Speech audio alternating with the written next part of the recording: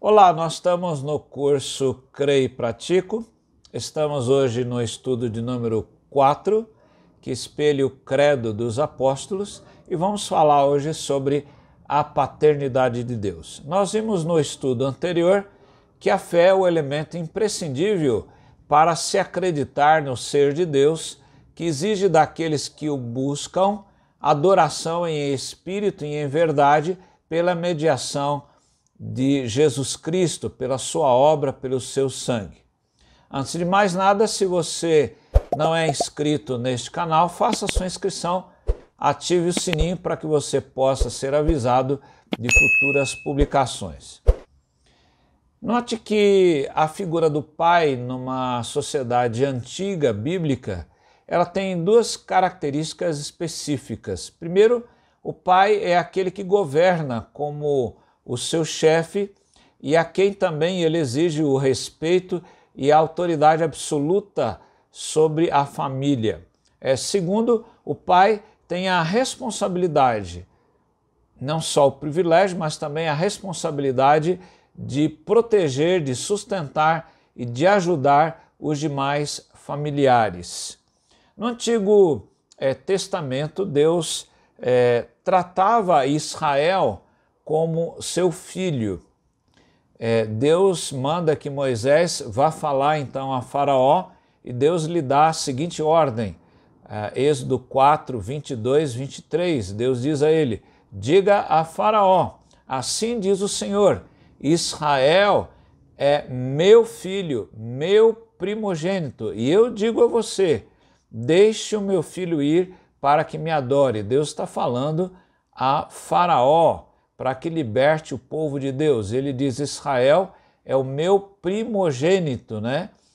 Deixe o meu filho ir. Isso é confirmado pelo profeta Oséias, no capítulo 11, no verso 1, quando Oséias diz, quando Israel era menino, eu o amei, e do Egito chamei o meu filho, se referindo àquilo que Moisés havia falado então a Faraó.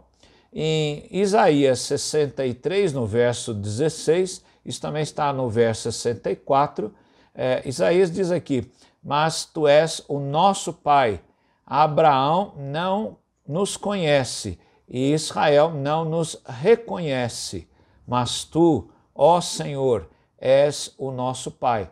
Israel havia se desviado, o povo de Deus, o povo da aliança estava desviado, mas o profeta diz, olha, o povo de Deus se desviou, né, como um filho que abandona a sua família, o seu pai, mas ele diz, mas tu, Senhor, és o nosso pai. Deus continuava sendo pai, mesmo que o povo estivesse ali em pecado. Quando nós examinamos a palavra pai, ela aparece no Novo Testamento cerca de 60 vezes, e somente 17 vezes das 60 no Sermão do Monte. Pai é a maneira de falar de Deus e com Deus, diz o dicionário de Almeida.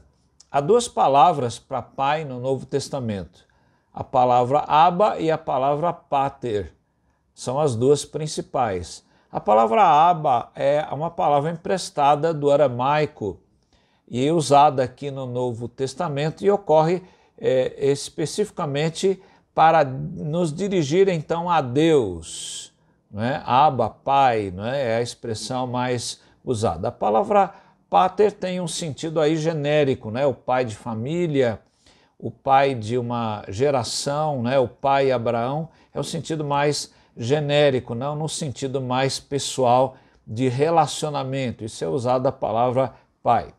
Jesus chamava Deus de Pai.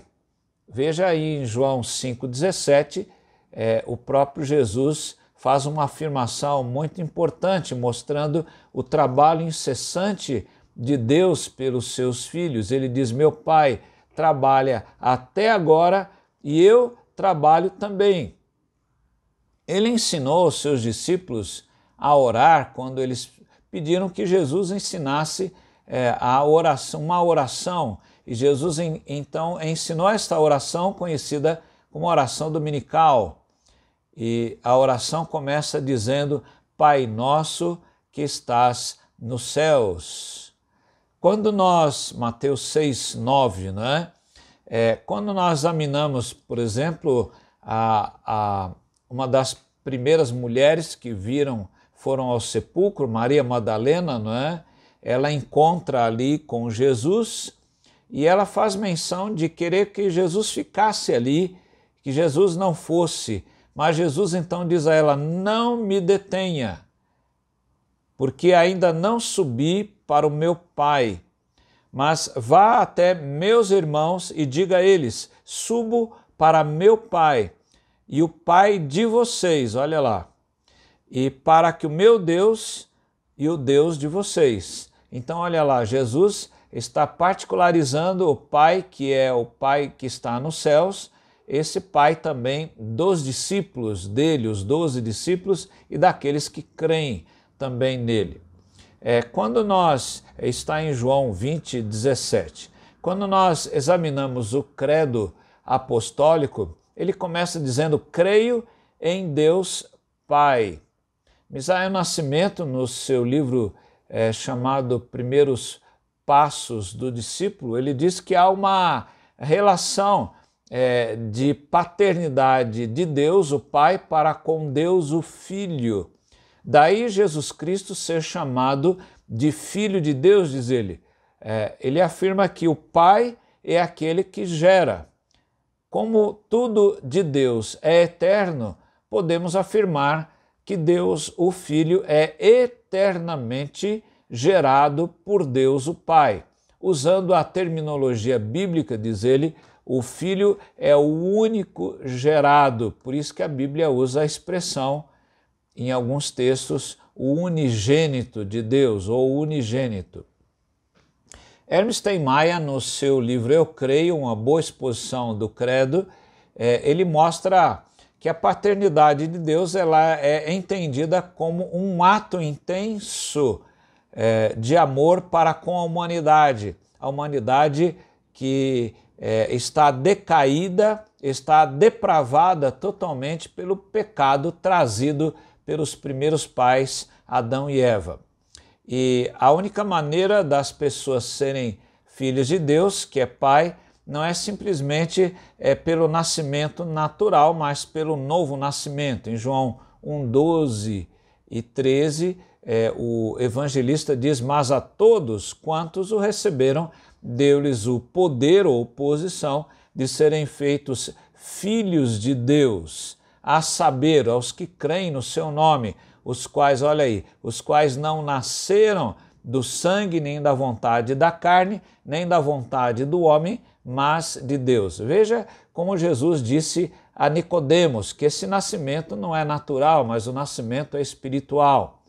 Jesus disse: em verdade, lhe digo que se alguém não nascer de novo, não pode ver o reino de Deus. Em verdade, lhe digo, quem não nascer da água e do Espírito não pode entrar no reino de Deus. O que é nascido da carne é carne, o que é nascido do Espírito é Espírito. João 3, 5 e 6. Por isso Paulo exorta os crentes de Roma quando ele diz, em Romanos 8,15, Paulo diz: porque vocês não receberam um espírito de escravidão. Quer dizer, ninguém vai a Cristo para de novo ficar escravo, mas Paulo diz: para viverem outra vez atemorizados, não é? Mas receberam o espírito de adoção, pelo qual clamamos: Abba, Pai. A ideia é exatamente essa. Veja que quando dizemos eu creio em Deus Pai ou cremos na paternidade de Deus, há 4 implicações. Primeiro, Deus é pai de um povo formado e escolhido por Ele mesmo. E a gente vai perceber que nós somos o povo de Deus. Segundo, a filiação se dá pela fé e pela graça divina. É Deus, a fé é um dom de Deus, isso vem pela sua graça. Terceiro, Deus cuida do seu povo através da providência, da concorrência.